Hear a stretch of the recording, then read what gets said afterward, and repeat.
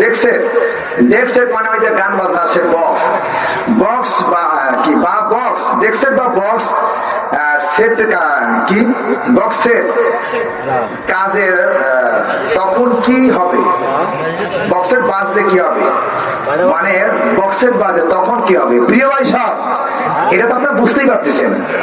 মানে বলতে কোরআনের মাহফিল 40 দিন, এখানে গোনা মাফের কথা বলা হবে, আল্লাহ কোরআনে এবং কবরে আবেদন মাফ হবে, কিন্তু যেখানে বক্স বাজে ওইখানে কি হবে? ওইখানে জাহান্নামের আগুন জ্বলবে। কথা কয় না ঠিক কিনা?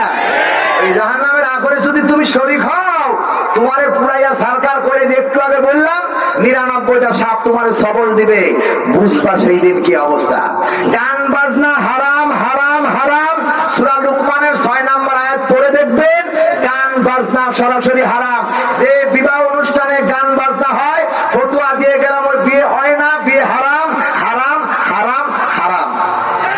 গান বাজনা যেই অনুষ্ঠানে বিয়ে হবে, ওর পেটের মধ্যে যত সন্তান আছে সব হবে অবৈধ, হারাম হারাম হারাম যার সন্তান।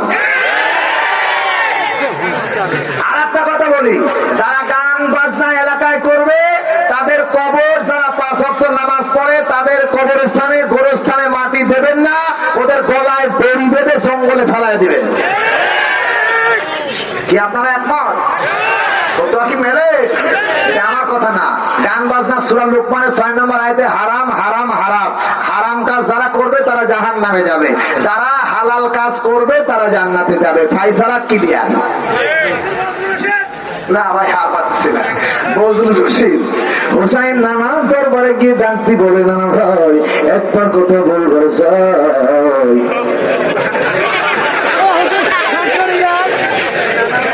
মাশাআল্লাহ, অসংখ্য ধন্যবাদ হযরতকে। দীর্ঘক্ষণ আমাদের মাঝে তিনি মধুর কণ্ঠে বাংলার পাখি, কোরআনের পাখি আল্লামা সাইয়্যিদ রহমাতুল্লাহ আলাইহি